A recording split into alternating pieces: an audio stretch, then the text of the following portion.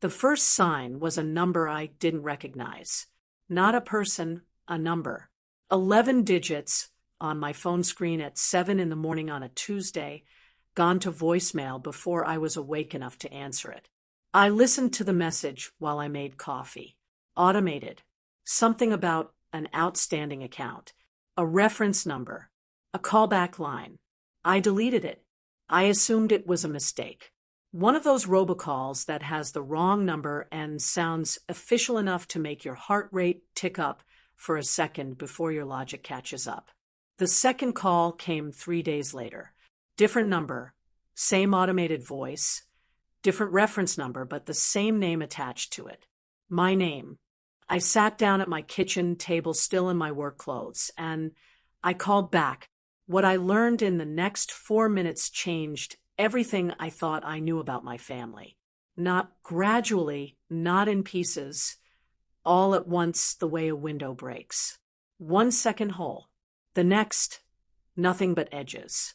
I want to tell you this story because I think a lot of people know what it is to love someone, to really genuinely love them, and have that love used against you like a key to a lock you didn't know existed. I think a lot of people know what it is to find out, too late, that the people who were supposed to protect you were the ones picking the lock all along. This is that story. I need you to understand Vanessa before I can tell you what happened. Because if I just tell you the facts without telling you who she was to me, it sounds simple. And it was never simple. Vanessa was 3 years younger than me. She was the kind of person who filled every room she walked into, not loudly, not aggressively, but with a warmth that was genuine and a laugh that was real and a way of looking at you when you talked that made you feel like the most important person in the room. People loved her immediately. I loved her immediately, and I'd known her since she was born. She was also, and I say this with full love and full honesty, someone who ran toward ideas the way other people run toward exits. Fast, certain, completely committed, and not always toward the ones that would hold her weight. The business was a boutique event planning company. She'd been talking about it for 2 years before she launched it. And when she finally did, I was one of the first people at the opening, genuinely happy for her, genuinely proud. She had a gift for aesthetics. She had connections. She had energy that could power a small city.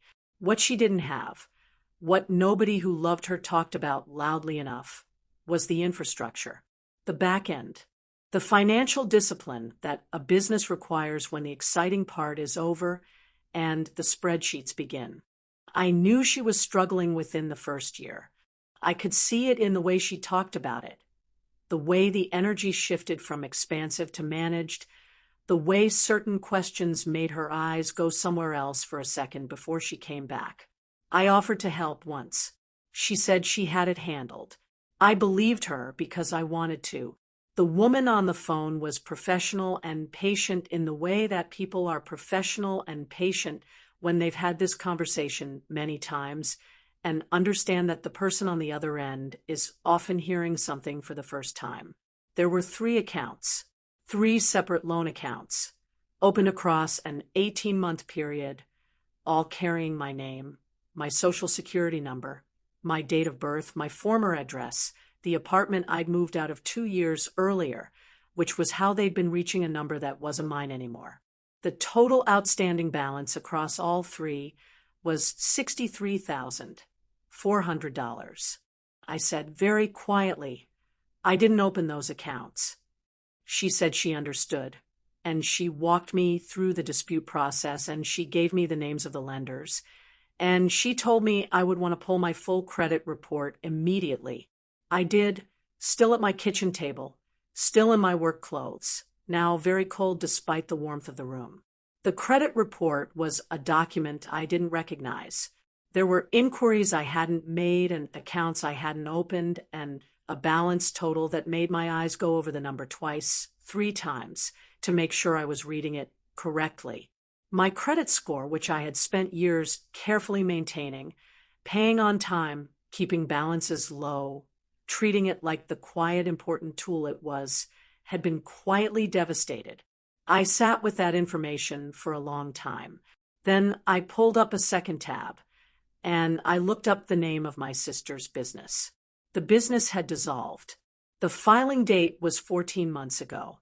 The registered agent, the name at the top of the paperwork, was my father. My father. I closed the laptop. I opened it again. I closed it. I picked up my phone, and I called the one person I knew would tell me the truth. My father's older sister Miriam is the family member who sees everything and says most of it, which has made her unpopular at certain holiday gatherings and indispensable to me my entire adult life. She picked up on the second ring. I said, "I need to ask you something, and I need you to tell me the truth." She said, "Hold on, let me sit down." She already knew something. That was what the sitting down meant. Miriam doesn't need to sit down for news that surprises her. She only sits down for news she's been carrying. I told her what I'd found. The loans, the amounts, my name, my credit, the dissolved business with my father listed as agent. All of it. There was a silence that lasted long enough to confirm what I already, in the cold bottom of my stomach, suspected. "How long have you known?" I said. "Not everything," she said carefully, "and not from the beginning." What she told me came slowly, with several pauses where she was choosing words and several moments where she said things like, "I should have called you, and I told your mother this was wrong." But the shape of it emerged. Vanessa's business had hit a serious cash crisis about 2 years in, the kind that requires immediate capital or immediate closure.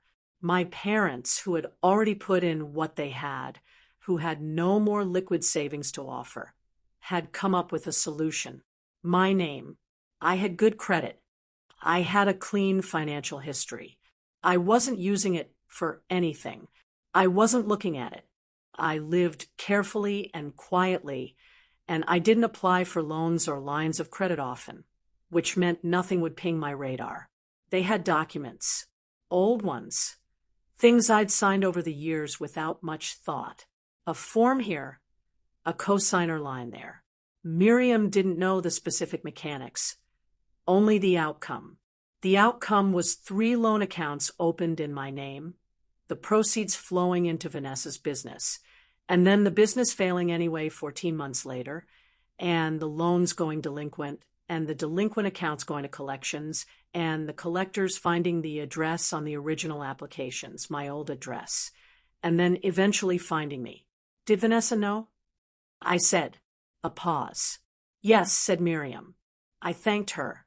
I ended the call. I sat in my kitchen until the room got dark. Here's something nobody prepares you for.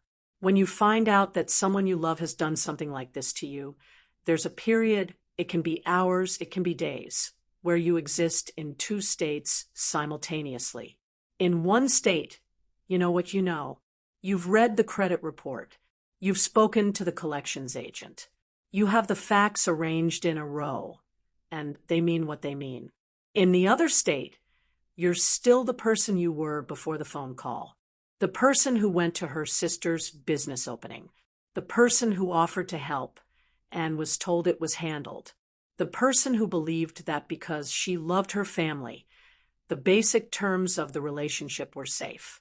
You move between these 2 states rapidly and without warning. You'll be completely clear-eyed for an hour, and then you'll see something, a photograph, a text thread, nothing at all, and you'll fall back into not quite believing it. I was in this state for 3 days. On the 4th day, I called a lawyer, not because I had decided what I wanted to do, but because I had learned by then that when something has been done to you that has a legal dimension, you need to understand the full shape of it before you decide anything. Understanding is not the same as acting. You can understand something completely and still choose your response. The attorney's name was Robert. He was referred to me by a colleague, and he was matter-of-fact in a way I found useful. He told me clearly what had happened, what it was called, and what my options were. What had happened was identity fraud. The use of personal identifying information to open financial accounts without consent was a crime. It didn't matter that the people who had done it were my parents. It didn't matter that the money had gone to my sister's business. The mechanism was fraud, legally and straightforwardly. My options ranged from civil dispute, working through the credit bureaus to have the accounts removed from my record, all the way to filing a criminal complaint. I told Robert the first needed time. He said to take what I needed, but not too long, because time was also a factor in remediation. I said I understood. I drove to my parents' house. My mother opened the door. She looked at my face, and she knew. I could see it, not guilt exactly, more like the look of someone who has been waiting for a particular knock for a very long time and has just heard it. "Come inside," she said. My father was in the living room. He stood when I came in. Vanessa was not there, which I noted. I sat down. I didn't take off my coat. I put my phone on the coffee table with the credit report pulled up. I didn't say anything at first. I let them look at it. I watched their faces while they looked. My father sat back down. "We were going to fix it," he said.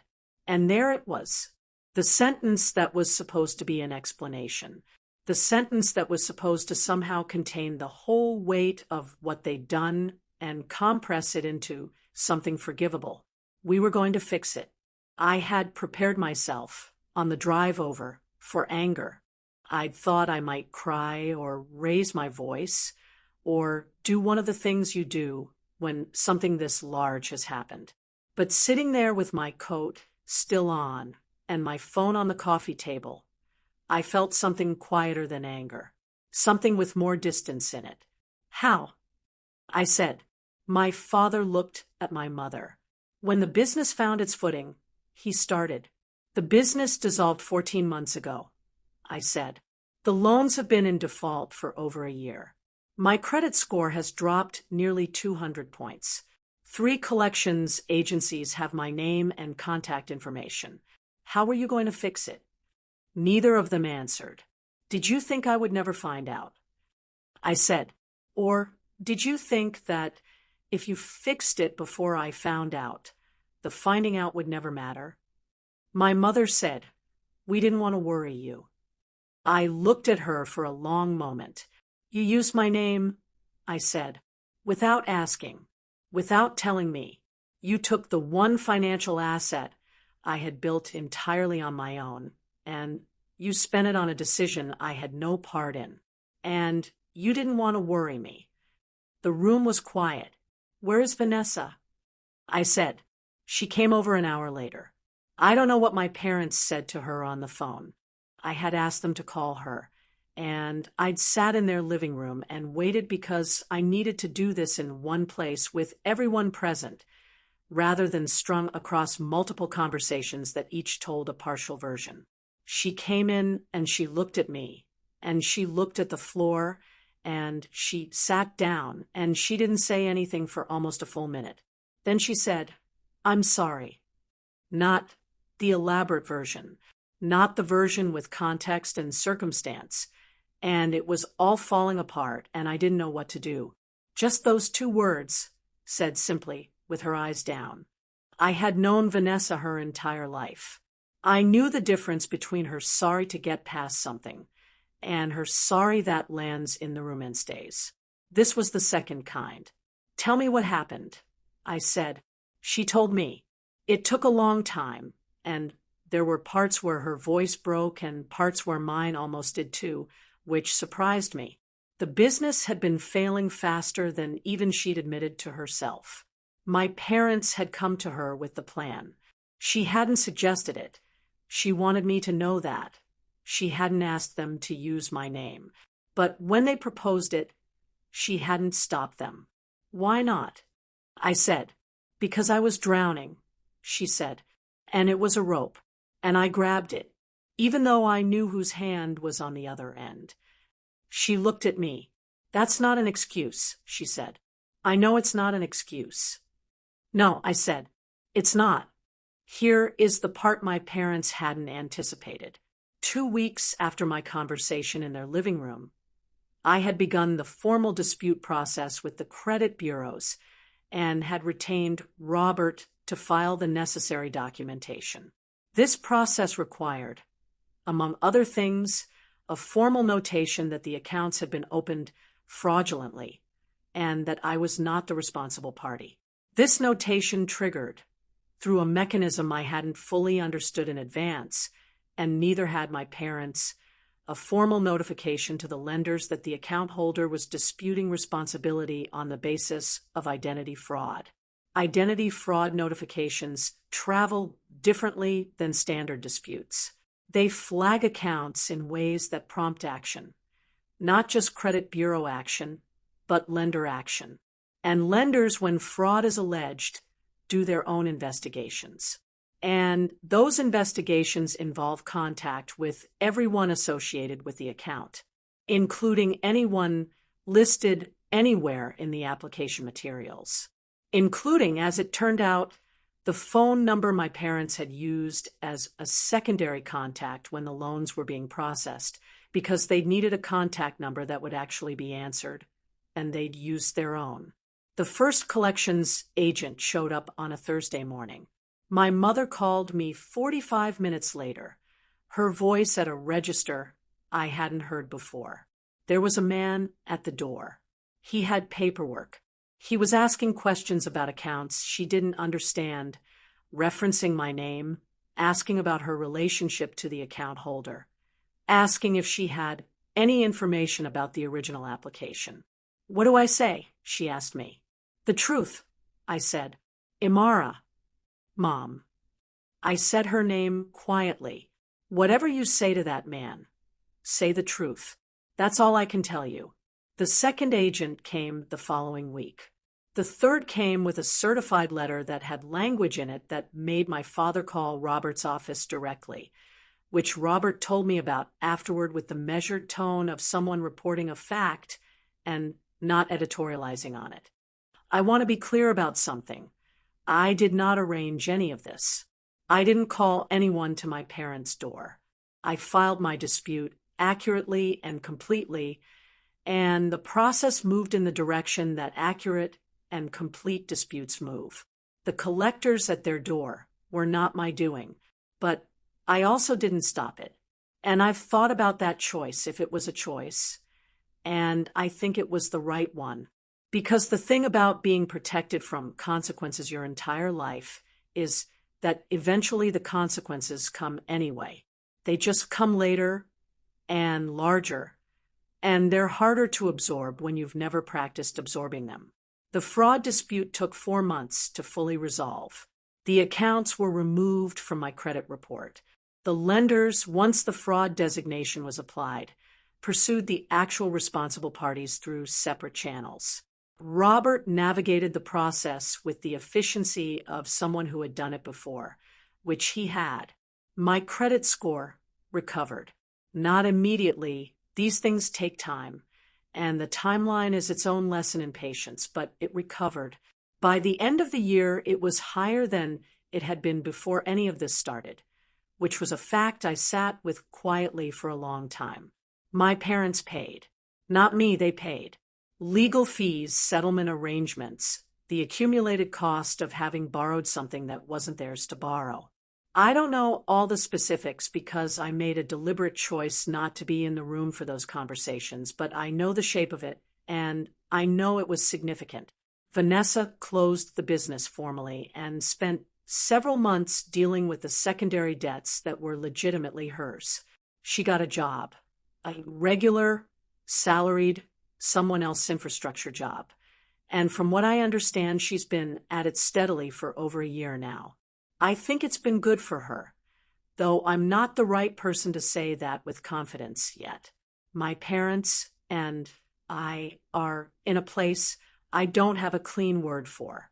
We talk, less than before, differently than before. My mother called on my birthday, and we had a conversation that was almost normal, the way a healed bone is almost the same as before, functional, present, but with a different density at the break point. My father sent a letter, handwritten, 4 pages. I've read it several times. I haven't responded yet. I'm not sure what the response is. I'm not sure a response is the point. I bought a new car this year. I know that sounds like a small thing, but I want to tell you about it because of what it meant. I walked into the dealership with my documentation. I sat across from the finance person. She pulled my credit and she looked at it and she said, "You have excellent credit. This is very clean." I sat in that chair and I felt something move through me that I hadn't expected. Not pride exactly. Something older than pride.